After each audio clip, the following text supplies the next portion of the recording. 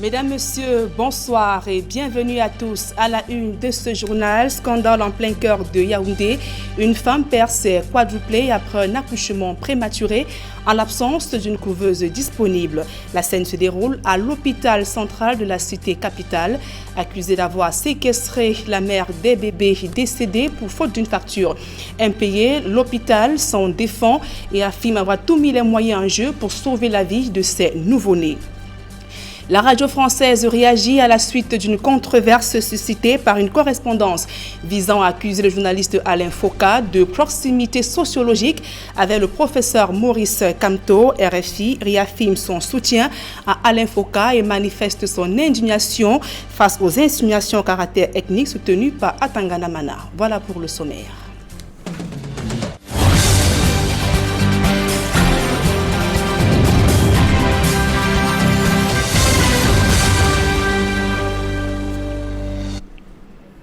Mesdames, Messieurs, une fois encore, bonsoir et merci d'honorer ce rendez-vous de l'information sur Equinox Télévision.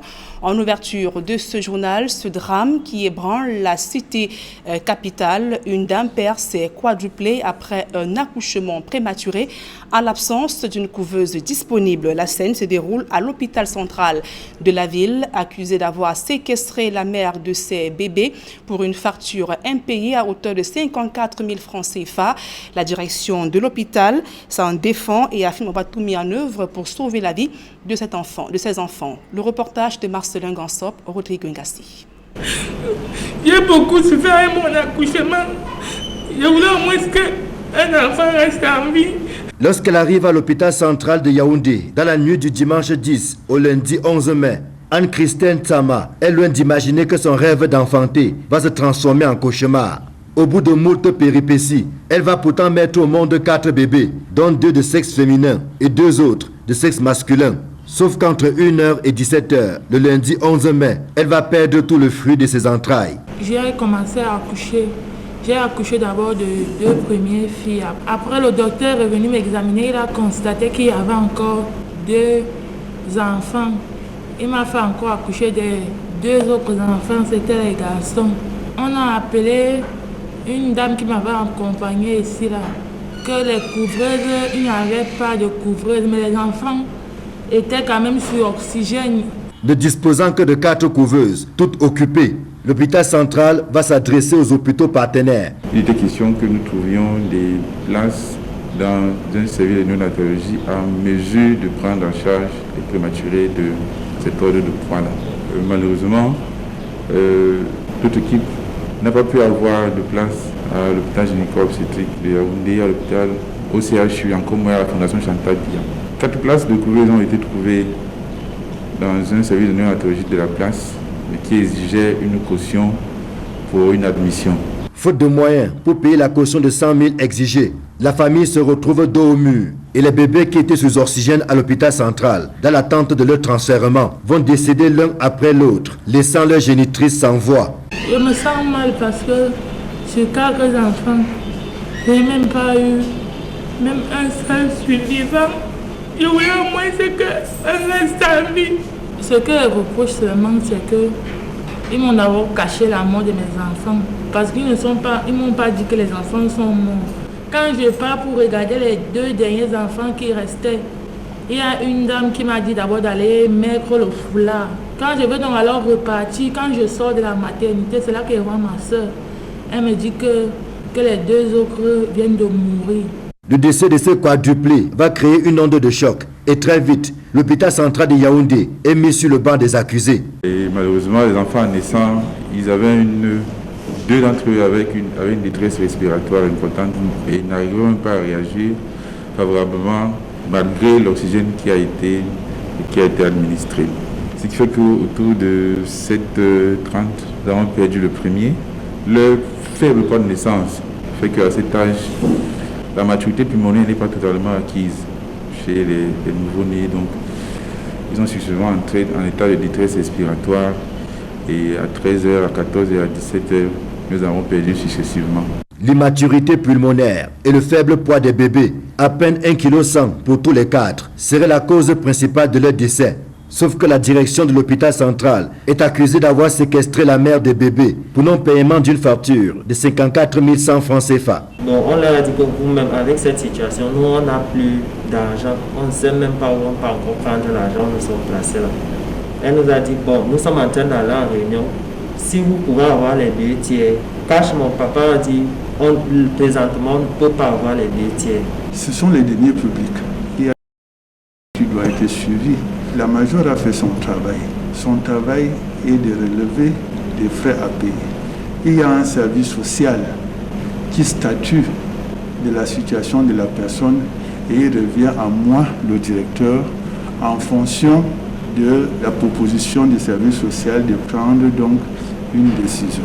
Donc, elle n'a rien à payer. Il n'y a jamais eu de problème d'argent parce que les gens disent du n'importe quoi. Il ajoute que c'est pour besoin d'observation que Christine Tsama a été gardée pendant 2 jours. Quand une femme accouche, surtout, elle a des quadruplés, il faut la garder en observation 48 heures. On est dans les délais. Elle aurait même pu sortir hier. Étant donné que je ne l'avais pas vue et que beaucoup de choses se disaient dans les réseaux sociaux, j'ai donc pris la décision de la garder aujourd'hui pour qu'on se voie. Donc il est question donc qu'elle revienne, qu'on lui fasse tout un bilan. On connaît sa situation financière, on va la prendre en charge pour l'accompagner pour les grossesses futures. Dans un tweet, le ministre de la Santé publique, qui dit s'être rendu à l'hôpital central, refute lui aussi la thèse de la prise d'otages qui alimente les réseaux sociaux en parlant d'un accouchement à haut risque qui nécessitait une mise en observation. Christine Tsama a finalement quitté l'hôpital central ce jeudi en compagnie de son papa qui s'efforce de tourner cette triste page. La vie, c'est Dieu qui donne, c'est Dieu qui prend. J'ai subi, j'ai coulé les larmes, je suis même bien fatigué de pleurer.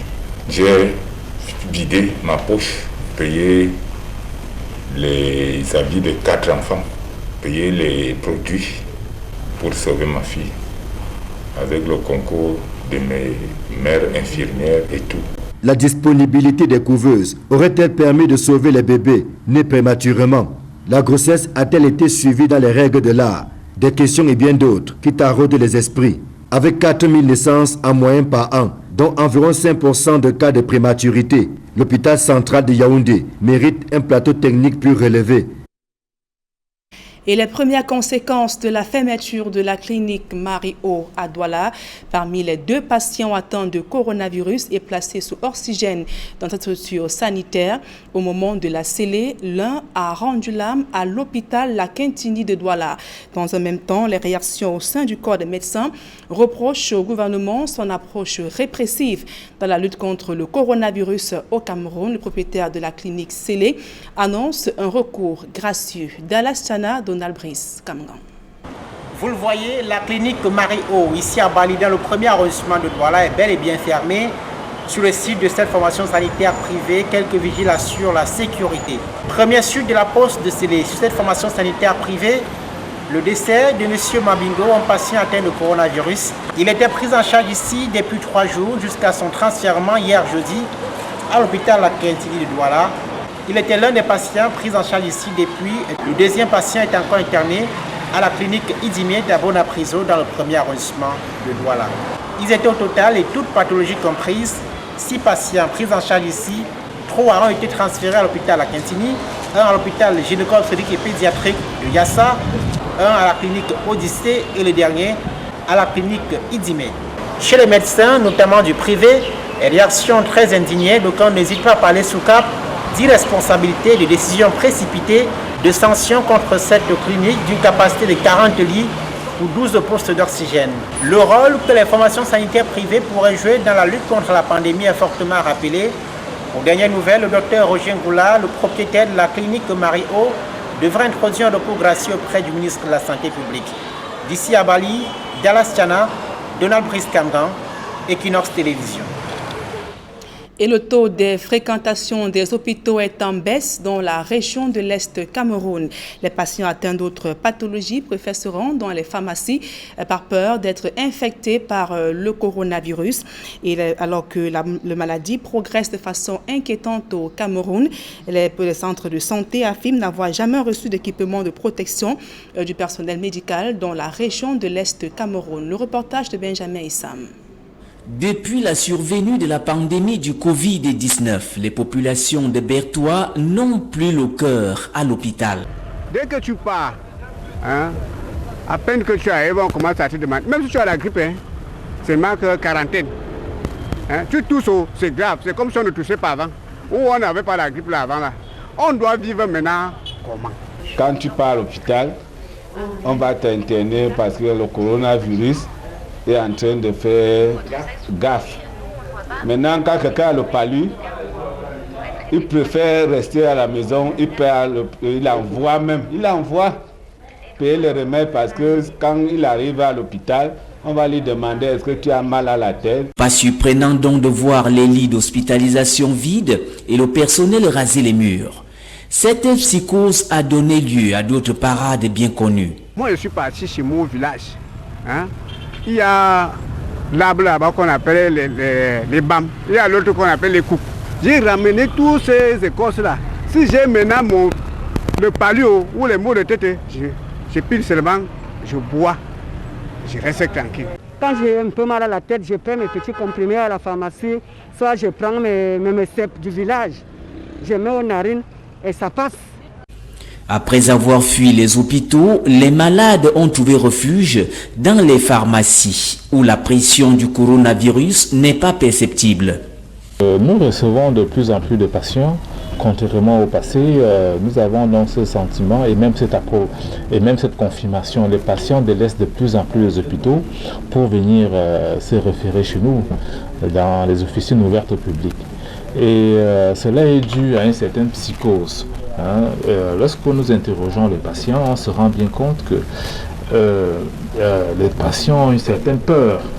Dans ces pharmacies, le personnel se sent à l'étroit, presque oublié par les pouvoirs publics. On a l'impression que dans toutes les mesures gouvernementales, toutes les mesures que notre ministre met en place, les pharmacies sont peut-être délaissées.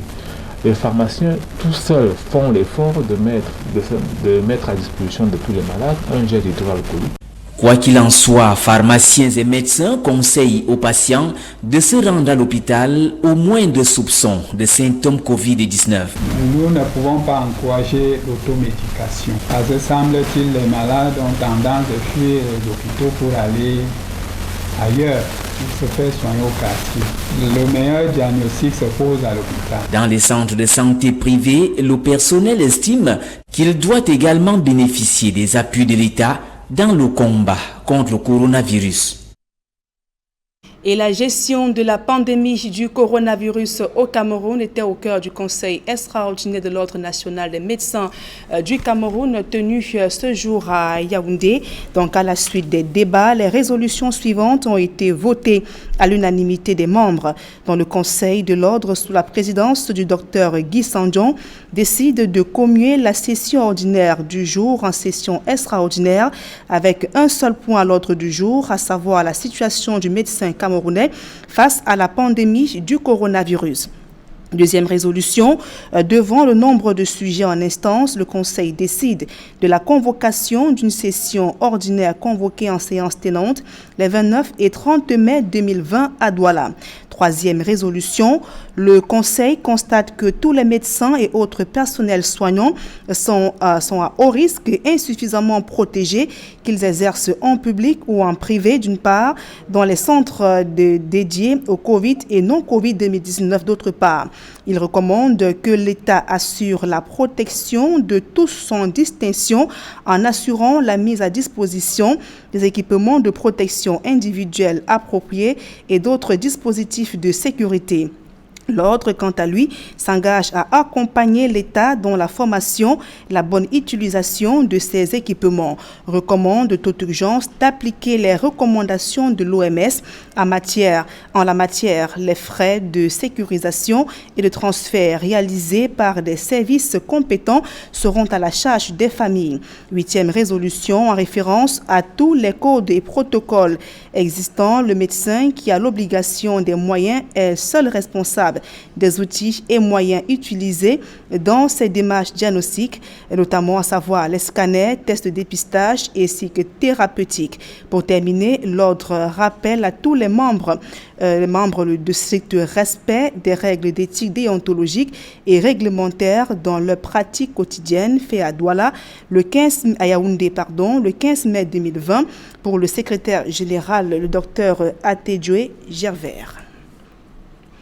Dans le reste de l'actualité, incarcération secrète du journaliste Samuel Ouazizi, le barreau américain et les associations de journalistes dénoncent une violation grave de la loi. Interpellé et détenu depuis août 2019, il n'a jamais eu l'occasion de rencontrer son avocat. Le reportage de Jean-Paul Chouniat.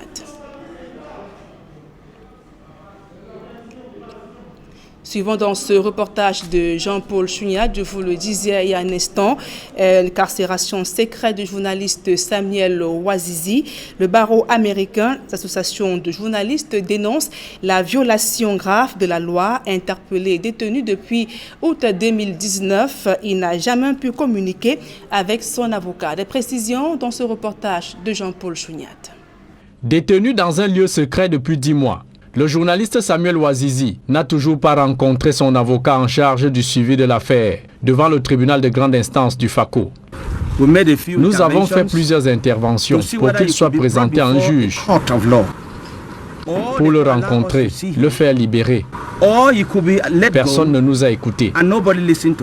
D'après l'association du barreau américain, qui suit aussi cette affaire, Samuel Ouazizi croupit en prison sans inculpation formelle. Une violation flagrante de la loi, s'indigne la confrérie.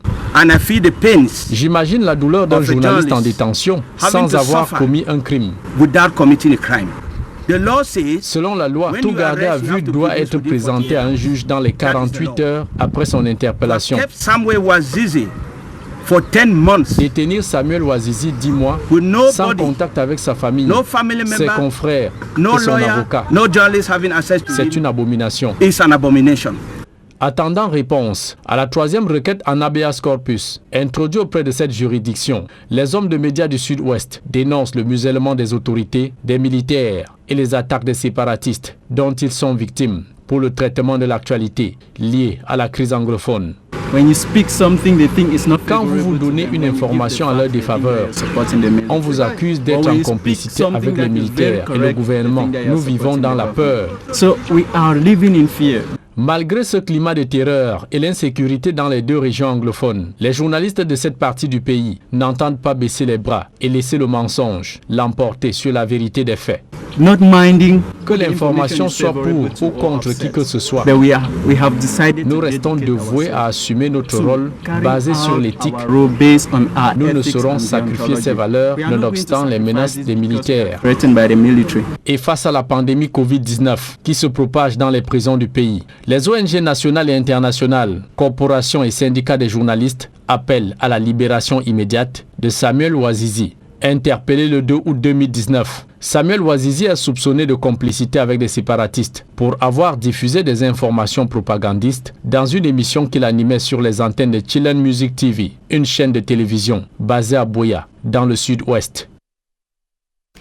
Et sur l'affaire Atangana Manda, RFI réaffirme son soutien à Alain Foka tout en dénonçant des insinuations à caractère ethnique de ce cadre en service au ministère de la Communication.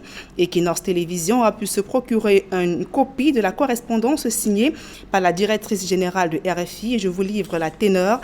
Monsieur le ministre, je souhaite par ce courrier à votre attention faire suite aux échanges qui ont eu lieu ces derniers jours entre monsieur Atangana Manda, directeur de l'Observatoire des médias et de l'opinion publique au ministère de la Communication et mes adjoints en charge de l'information Afrique et des magazines à RFI après la diffusion du magazine Le Débat africain de ce dimanche 10 mai. En outre, nous ne pouvons que regretter ces échanges aient pu faire l'objet de publications, ce qui n'était pas leur destination initiale. Je réaffirme ici notre pleine et entière confiance à M. Alain Foka qui a présenté ce magazine en se conformant aux règles d'équilibre, d'honnêteté qui prévalent les antennes de RFI. Par ailleurs, nous ne saurions accepter les sous-entendus à caractère ethnique contre l'un de nos collaborateurs, tels que ceux qui ont pu être proférés dans les premiers messages qui nous a été adressé le 11 mai. Enfin, nous réitérons notre accord, comme exprimé dès mardi 12 mai, à donner suite à votre demande de droit de réponse qui pourrait donc être enregistrée à votre convenance avec M. Alain Foka et diffusée dans la prochaine édition du magazine Le Débat africain du 7 mai 2020. En vous remerciant de l'attention que vous portez à ce message, je vous prie de croire, Monsieur le ministre, à l'expression de mes respectueuses salutations, signée Cécile Mehdi, directrice de RFI, Radio France Internationale. En éducation, le gouvernement réactualise le calendrier scolaire en vue d'une reprise des cours le 1er juin 2020. Suspendu depuis le 17 mars dernier, seuls les élèves des classes d'examen et les étudiants reprendront le chemin des classes et plusieurs autres propositions ont été faites lors de la réunion hebdomadaire d'évaluation du plan de riposte contre le coronavirus. D'autres précisions dans ce reportage de Gladys Sidi. 1er juin 2020, c'est la date indicative retenue pour la reprise des cours au Cameroun. Des propositions ont été faites au sujet du déploiement des apprenants dans les établissements. En ce qui concerne le primaire, les autorités font savoir que seuls les écoliers en classe d'examen, CM2 et classe X reprendront le chemin de l'école. Les cours ne se feront qu'en salle. Pas d'activité physique et sportive. Les cours se dérouleront entre 8h et 14h et les parents sont tenus de fournir des masques de protection à leurs enfants. Au secondaire aussi, seules les classes d'examen sont concernées par la reprise des cours. Le nombre maximum d'élèves est fixé à 50 par salle de classe. Les examens seront programmés au mois de juillet et les vacances à la fin du mois d'août. La rentrée scolaire prochaine est prévue pour le 5 octobre 2020. Au sujet du réajustement du calendrier scolaire, les éducationnistes pensent que le renforcement des mesures barrières s'impose, avec même des équipes de veille sanitaire permanentes qui vont aussi poursuivre la sensibilisation auprès des apprenants. Le docteur Nick Ngwanyam est éducationniste. Ouvrir les écoles, oui. Il peut y avoir contamination dans le milieu scolaire, oui. Mais comme on connaît déjà comment on peut se protéger, on dit on va ouvrir les écoles, mais on va mettre en place ces dispositifs-là et ces moyens de contrôler pour qu'il n'y ait pas de contamination au sein de l'école. Voilà, c'est aussi simple que ça. À l'heure actuelle, le mot c'est la discipline. Donc on dit on va rentrer à l'école, mais on va mettre en place des mesures disciplinaires. Ce qu'on doit faire, que chacun doit faire, on doit obéir à ça à la lettre pour rester en santé, pour que les enfants ne se contaminent pas. Et le professeur et tout le monde doit veiller sur ça, parce que les enfants ont cette capacité d'oublier facilement et avec les camarades ils vont se mettre à jouer comme d'habitude. C'est sur ça qu'il faut jouer. Il estime qu'il n'est pas question ici de rattraper les semaines de cours perdues, mais plutôt de procéder à une harmonisation des programmes de façon à donner une base solide qui permettra aux apprenants d'accéder en classe supérieure en ayant acquis des connaissances supplémentaires. Il estime que si l'on doit se fier au système éducatif camerounais, il est complètement biaisé. Je vous le dis et suivez mon regard. Depuis 1960, dans ces pays, ce qu'on appelle même l'éducation, même si on a passé 12 mois à l'école au Cameroun, ce qu'on faisait comme l'école, ce n'est pas l'école. Ce n'est pas ça qu'on appelle l'école. On s'est trompé sur l'école et ce que l'école doit être et ce que l'école doit faire. Le preuve, c'est que nos enfants sont tous sur la route avec les bacheliers et les licenciés et tout le monde. Il n'y a pas de travail, il n'y a rien, le pays ne se développe pas. Posez-vous la question. Et j'insiste que notre système éducatif doit changer et le moyen de faire doit changer et la vision doit changer. Pour les mesures prises au niveau du supérieur, les filières à grand effectif seront éclatées afin de limiter le nombre d'étudiants par amphithéâtre. Les évaluations en présentiel seront reportées au mois d'août 2020. Les vacances auront lieu en septembre pour les étudiants et la rentrée universitaire le 15 octobre 2020. Dans ce journal, évoquons à présent la colère du syndicat national des travailleurs des communes du Cameroun. Il s'indigne contre sa mise à l'écart alors qu'un projet de texte sur la fonction publique locale est en préparation, reçu au ministère de la décentralisation à Yaoundé. Ils font savoir qu'ils attendent depuis 50 ans le décret présidentiel portant statut des travailleurs des communes. Aïe Cyril, reportage. Dans le cadre de l'accélération du processus de décentralisation au Cameroun, un projet de texte devant régir la fonction publique locale est en préparation au ministère de la décentralisation et du développement local. Mais le syndicat national des travailleurs des communes et activités connexes monte au créneau pour dénoncer sa mise à l'écart dans l'élaboration de ce projet de texte qui sera bientôt soumis à l'appréciation de l'Assemblée nationale. Nous n'avons pas été associés à l'élaboration de ce texte. Et c'est le lieu pour nous ici de demander que cela soit relu, n'est-ce pas, qu'on intègre les syndicats dans la relecture de ce texte-là. Nous avons saisi le président de la République, on a saisi toutes les instances supérieures du gouvernement, n'est-ce pas, pour poser ce problème. Parce qu'il est inadmissible qu'on prépare des textes et que ceux-mêmes qui sont concernés, ou bien tous ceux dont ces textes vont être appliqués sur eux, ne sont pas, n'est-ce pas, conviés à ces séances de travail. Le syndicat dénonce également la longue attente du décret présidentiel portant statut des travailleurs des communes qui n'est pas signé depuis 1974. Des problèmes et bien d'autres portés à la connaissance des responsables du ministère de la décentralisation et du développement local au cours d'une audience à Yaoundé. L'article 9 de la loi 74 portant collectivité la création des communes au Cameroun dispose que le statut des travailleurs de communes sera régi par un décret présidentiel. Donc ça fait 50 ans aujourd'hui que nous avons suffisamment attendu et que rien n'a été fait. Nous avons aussi posé le problème, n'est-ce pas, d'adoption pour les 374 collectivités locales décentralisées actives. Une grille de rémunération de salaire et accessoires à hauteur, n'est-ce pas, des services rendus. Nous avons aussi demandé, n'est-ce pas, une couverture et une sécurité sociale pour les travailleurs de collectivités locales. Les attentes des travailleurs des communes portent en tout sur 10 points. Faute d'avoir pu trouver satisfaction auprès des magistrats municipaux, ils n'ont pas eu d'autre choix que de solliciter la haute hiérarchie. Vous savez, quand vous allez voir un maire, il vous dit carrément qu'il n'y a pas de moyens pour que la commission paritaire se tienne. Or, on n'a pas besoin de moyens, il faut tout simplement, n'est-ce pas, des photocopies et d'un tableau synoptique, n'est-ce pas, de salaire du personnel pour procéder aux avancements. Donc tous ces problèmes-là, nous les avons posés à la base dans les collectivités locales et c'est resté sans suite. Plus de 2 décennies après l'amorce de la décentralisation au Cameroun, le processus marque le pas, tandis que les travailleurs des communes s'indignent. À présent, ce public reportage, la Société anonyme des brasseries du Cameroun en première ligne au combat contre le coronavirus au Cameroun. L'entreprise citoyenne, dans un élan de solidarité, a offert du matériel à certains hôpitaux dans la cité capitale. Reportage. Période de crise sanitaire liée au coronavirus, c'est un don qui offrira une réelle bouffée d'oxygène au personnel de santé placé en première ligne de la riposte contre la maladie. Une centaine de bidons de 20 litres chacun de solutions hydroalcooliques produites localement et du matériel de désinfection offert à 8 formations sanitaires de Yaoundé. L'initiative est d'un collectif d'entreprises françaises installées au Cameroun, dont Total Cameroun, le groupe SABC, le groupe CFAO, Sosucam, le groupe Bolloré, Solevo, SCHA, GCS, réunis au sein des conseillers du commerce extérieur de la France, CCEF, et du Cercle d'affaires français du Cameroun, CAFCAM.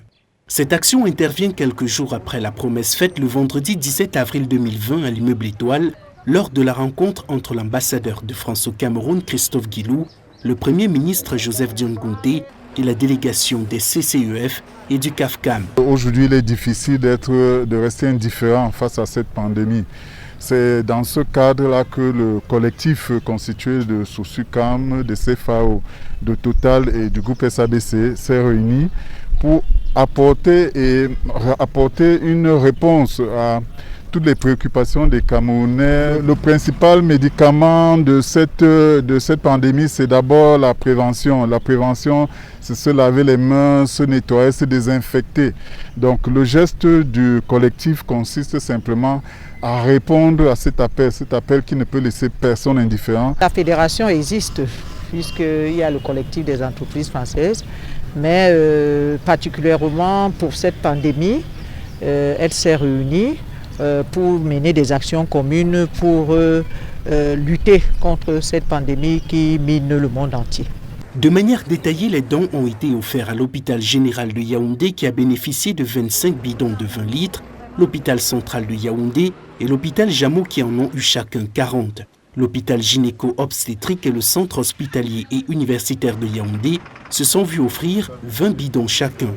L'hôpital Djungolo a reçu quant à lui 15 bidons, le centre de santé de Vogada en a eu 10, tandis que l'association Ascovim en a eu 5. Un matériel qui arrive à point nommé, qui permettra de protéger patients et personnel soignant ainsi que les visiteurs des centres hospitaliers. Ce geste renforce notre dispositif de prévention. Nous avons besoin de ces solutions parce que le personnel hospitalier doit travailler de manière protégée. Et nous ferons bon usage de ce don qui nous aide à travailler dans des conditions de prévention. Je puis vous assurer que c'est un sentiment de satisfaction, un sentiment d'encouragement dans le combat que nous menons, parce qu'en réalité il s'agit d'un combat, nous sommes en guerre. Et cette donation rentre donc dans cet effort national pour combattre cet ennemi commun qu'est le coronavirus. Cette mobilisation du collectif d'entreprises françaises est un soutien, une contribution citoyenne dont l'objectif est non seulement d'accompagner le gouvernement, mais aussi d'aider la population camerounaise à faire face à la pandémie qui a causé à ce jour une 60aine de décès sur le sol camerounais. C'est avec ce reportage du don des collectifs des entreprises françaises aux formations sanitaires de Yaoundé que nous mettons un terme à ce journal. Dans un instant, le débrief avec Serge Alain Otto et ses invités sur le plateau des Nord Soir. Serge Alain.